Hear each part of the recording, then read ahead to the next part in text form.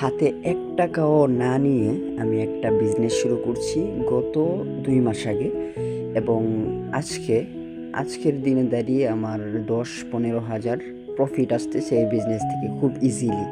এবং আমার এখানে খুব একটা এফোর্ট দিতে হচ্ছে না। আমি শুধু আমার এমপ্লয়িদের কাজটা বুঝিয়ে দিই, এইরকম প্রসেসটা। এবং আগামী ৬ মাস পর যখন আমার একটা অফিস নিব বা এরকম একটা সেটআপে যাব, তখন সব কাজ এমপ্লয়িদের দিব, আমি শুধু সেলস ম্যানেজ করব। এরকম একটা বিজনেস শুরু করতে গেলে আপনার ৩টা ধাপ অতিক্রম করতে হবে। প্রথম ধাপ যে আপনি কী নিয়ে ব্যবসা করবেন, কী প্রোডাক্ট বা সার্ভিস বাজারে আনবেন।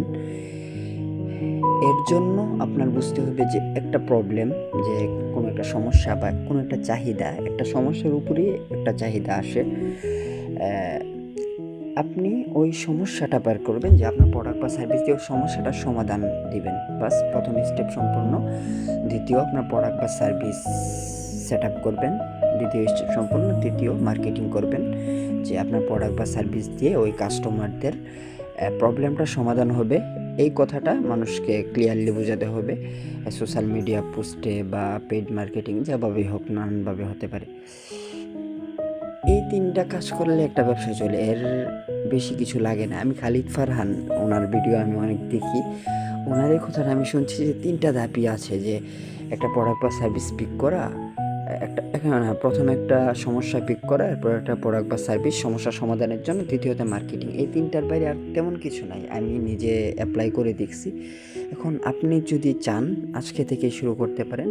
শুরু না করলে লস, শুরু করলে লাভ। কারণ শুরু করলে আজকে আপনার মন মতো না হলেও আগামী ১ মাস পর হবে। আর শুরু যদি না করেন তাহলে কিছুই হবে না।